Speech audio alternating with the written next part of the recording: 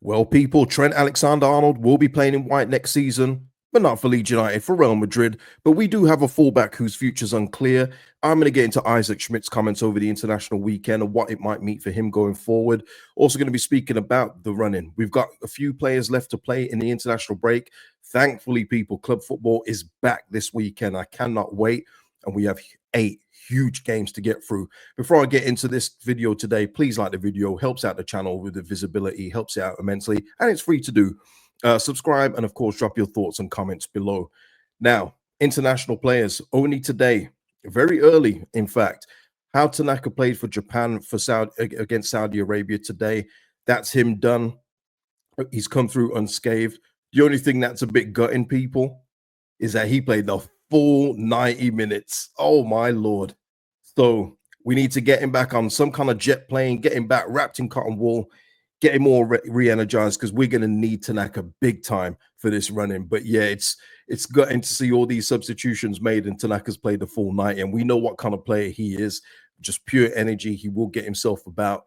But look, hopefully, you know, we're speaking today. What are we on? Tuesday, Wednesday, however long it takes for him to fly back, Thursday, Friday. We got a 3 o'clock kickoff Saturday, so hopefully that will help as well. I know every hour counts in terms of the red zones and everything else, so hopefully Tanaka is fine. But he played 90 minutes and didn't have an injury. Somebody else I wanted to just have a note for as well is Manor Solomon. I know he played a couple nights ago, but I just want to put forward that I'm very proud of the minutes that Manor Solomon's been playing.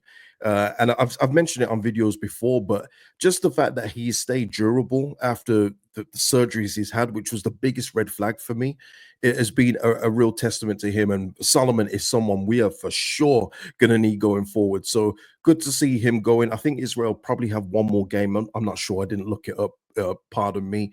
But yeah, Manor Solomon is going to be key for us going forward. And he very much did impress on international duty. Someone else who we're going to need going forward, people.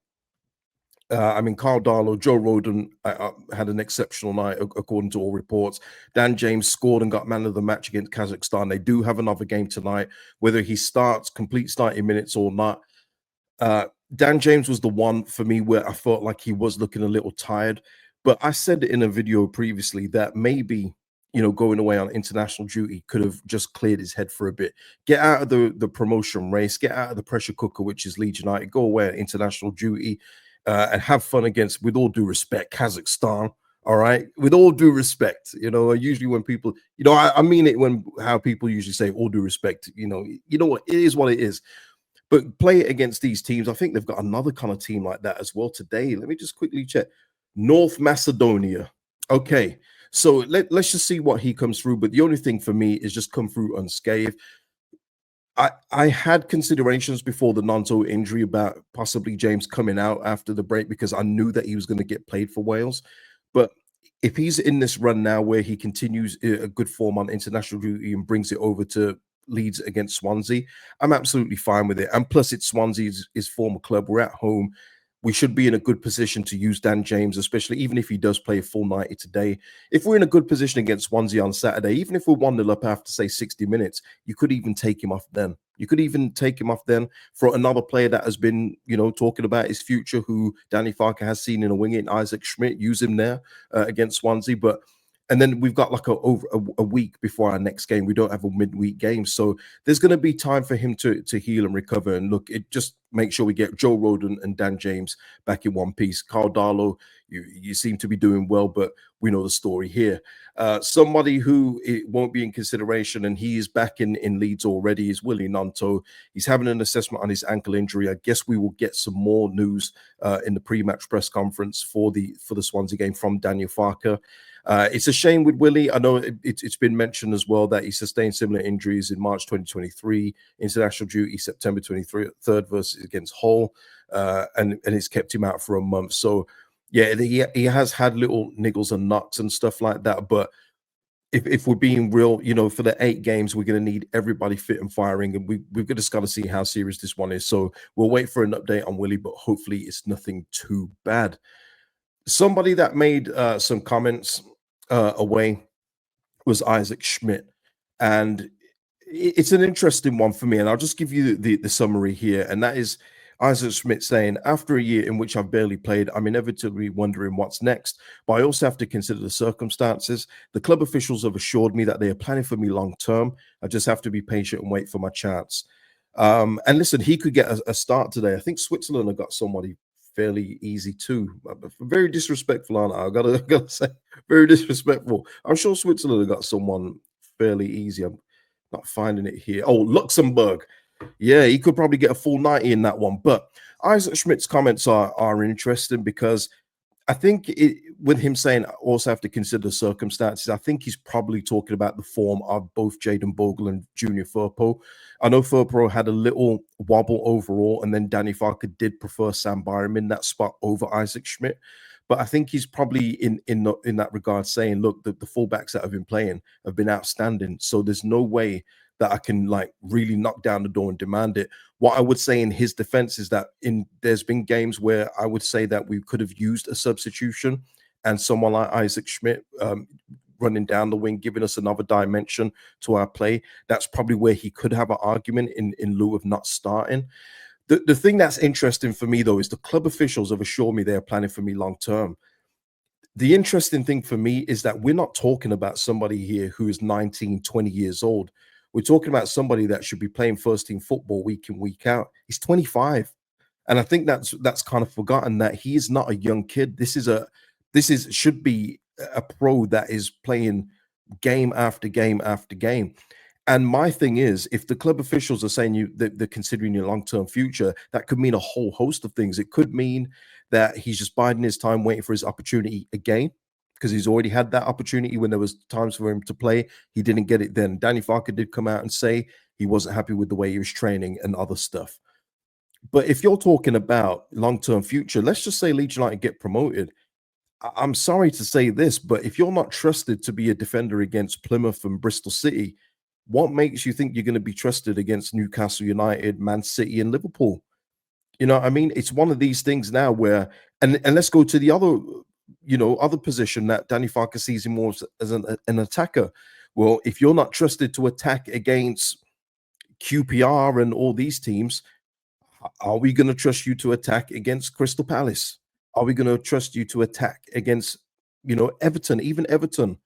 So it's one of these things now where I feel like it could mean the other thing where long-term future is if you're not playing as much as you think you're going to be playing, then we will consider reasonable offers for you in the summer, because it can't mean anything else like a promise of football in the future. He's going to be 26 midway through the Premier League season. That should be where you're starting, and you know what you are. At this point in Leeds United, whether we like it or not, Daniel Farker doesn't know what Isaac Schmidt is. He's come out, we bought him as a left back, but Danny Farker has said he sees him more as an attacker. So at this point, for me, Isaac Schmidt, I don't think he's done anything wrong. It can just be that the manager doesn't fancy him or like what he sees in training. But from what I've seen in the Switzerland highlights that I did see, and for when we've seen him on the pitch, he has hardly put a foot wrong. So it's just one of those where the manager doesn't like him or fancy him. And I think we will be saying goodbye to Isaac Schmidt in the summer. But please let me know what you think in regards to Schmidt. Do you think he has a part to play for the rest of the season? Or is it one of those things now where we look to try and recoup the money we spent? Because this one has been overall one of the bad signings that we've made, and nothing to do with the player. It's just not being a fit with him and the manager. Just one of those things. Saw recently Charlie Creswell talking about his time in Toulouse and just that he wanted a pathway to the first team, and he's got that in Toulouse, and he's enjoying his football out there. I knew Charlie would be doing well. He's had his ups and downs there, but I've heard that he's done very good things out there. And look, salute to Charlie Creswell for taking that plunge and going abroad. It's good to see British players doing that as well. I do like to see it. Just one final thing, and this goes under the headline of "Well, duh." This is from Alan Nixon. Danny Farker sent his top scout to watch the Bundesliga with the Premier League shopping in mind. I mean, yeah. I mean, talk about saying that the sky is blue. That would not surprise me. I mean, it shouldn't really surprise anyone. He knows the Bundesliga. He's going to have a strong affiliation with the players there. He's going to know a lot of the players there, what their strengths and weaknesses are. So, yes, of course, you go and send your scout to do their due diligence on players who you think Leeds United can use in the Premier League. I think that just goes without saying. I don't think there's anything breaking here, by the way. But, it does show if the story is true that Danny Farke does have one eye in the Premier League, and we should always be proactive. I liken it to the Brendan Aronson thing, where Brendan Aronson was, whether he's going to be signed by Bielsa or then Jesse Marsh. He was waiting for Leeds United to survive that Premier League season, and we did, thanks to Rafinha and everything else at Brentford. Um, it was one of those. You have to be proactive with these things. We cannot just wait until we get promoted and then go, okay, what now? No, you got to be making plans in place now. And you know what? The 49ers did that with Asani before. You guys will remember the player. I'm sure you'll remember the player. We had someone that we was going to sign on a free. I think it was a German fullback, and it was on the provision that we got promoted last summer.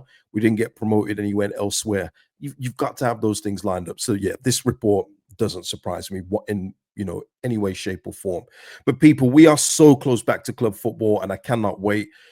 It's going to be a hot and heavy running for the remaining 8 games. Promotion is the only aim. Promotion is the only option on this one. Top 2 only. That is all we can settle for. That's all I'm settling for. All right, top 2 or nothing. And if we slip from 1, I want to know why. But listen, people, until the next video, I hope you've enjoyed the video. Like the video before you go. Drop your comments below to anything discussed, and I'll see you in the next one. Peace out.